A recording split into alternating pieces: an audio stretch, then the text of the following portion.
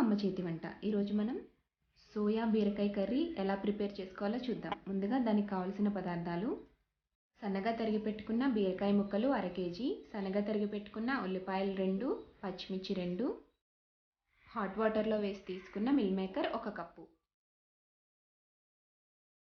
Salt టేస్ట్కి సరిపడా, garam masala 1 tea spoon, ధనియాల పొడి 1 టీ స్పూన్, కారం 1 టీ స్పూన్, అల్లం వెల్లుల్లి పేస్ట్ 1/2 టీ స్పూన్, పసుపు చిటికెడు, కొత్తిమీర కొద్దిగా, కరివేపాకు కొద్దిగా, తాలింపు దినుసులు 1 table spoon, oil 1 table spoon. ఇప్పుడు మనం ప్రిపరేషన్ చూద్దాం. ముందుగా స్టవ్ వెలిగించి మూకుడు పెట్టి అందులో 1 టేబుల్ స్పూన్ ఆయిల్ వేసి తాలింపు దినుసులు వేసి వేయించుకోవాలి.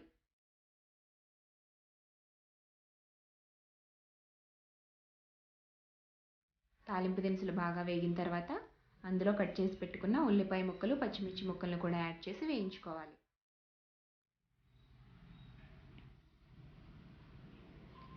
అవి లైట్ బ్రౌన్ కలర్ వచ్చిన తర్వాత పసుపును కూడా యాడ్ చేసి బాగా మిక్స్ చేసుకోవాలి. ఇప్పుడు కొద్దిగా కరివేపాకును కూడా యాడ్ చేసి ఒకసారి మిక్స్ చేసుకుందాం.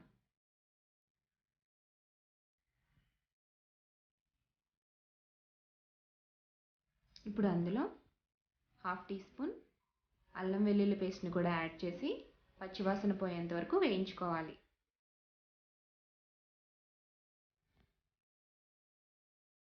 ఒక 2 మినిట్స్ వేయించుకున్న తర్వాత అందులో ఎండు కారం, ధనియాల పొడి,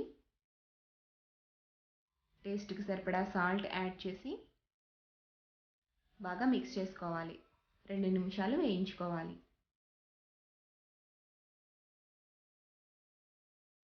2 నిమిషాలు వేగిన తర్వాత అందులో మనం హాట్ వాటర్లో నానబెట్టి పెట్టుకున్న మిల్ మేకర్ని యాడ్ చేసుకొని ఒక 2 మినిట్స్ కుక్ చేసుకోవాలి.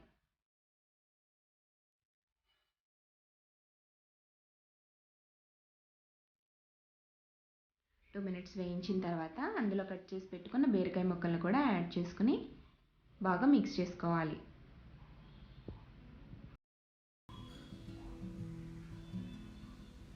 ఈ విధంగా మిక్స్ చేసి మనం మూత పెట్టి ఒక 10 నిమిషాల పాటు సిమ్లో పెట్టి ఉడికించుకోవాలి.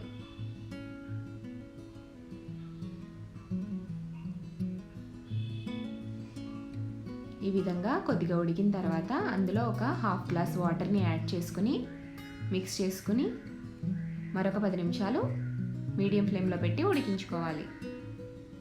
కూర బాగా దగ్గర పడుతుంది 10 నిమిషాల తర్వాత. అప్పుడు చివరిగా గరం మసాలా అలాగే కొత్తిమీరను కూడా యాడ్ చేసి బాగా మిక్స్ చేసుకుని సర్వింగ్ బౌల్లోకి తీసుకోవాలి. అంతే, ఎంతో టేస్టీగా ఈజీగా అయ్యి మిల్ మేకర్ బీరకాయ కర్రీ రెడీ.